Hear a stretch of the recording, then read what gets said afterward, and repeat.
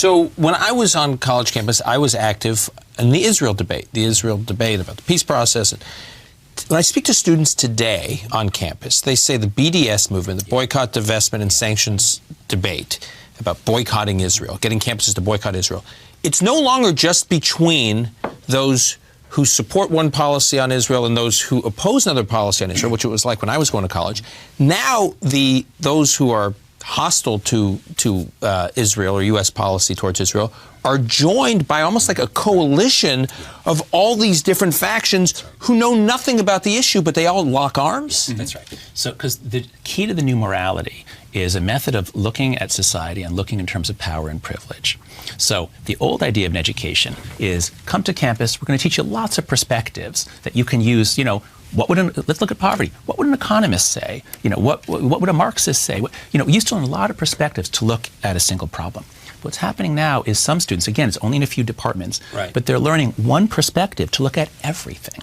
And so you start this. So there's a good kind of identity politics, which is, if black people are being denied rights, let's fight for their rights. That's the good kind. But there's a bad kind, which is to train students, to train young people to say, let's divide everybody up by their race and gender and other categories. We'll assign them moral merit based on their level of privilege is bad and victimhood is good.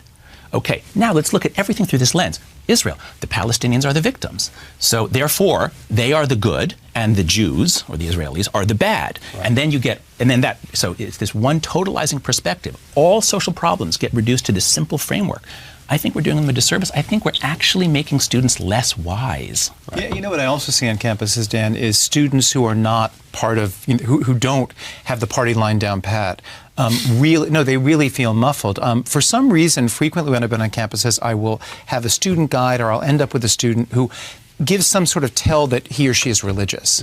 And I'll say to that person, and I'm not a particularly religious person in the way we define it in this country, but I believe fervently in freedom along those lines. And I'll say to that student, how comfortable do you feel bringing up your religion or God in class, or in the fraternity house or the sorority house, whatever? And always this sort of, they're so happy I asked the question, they said, I almost never talk about it.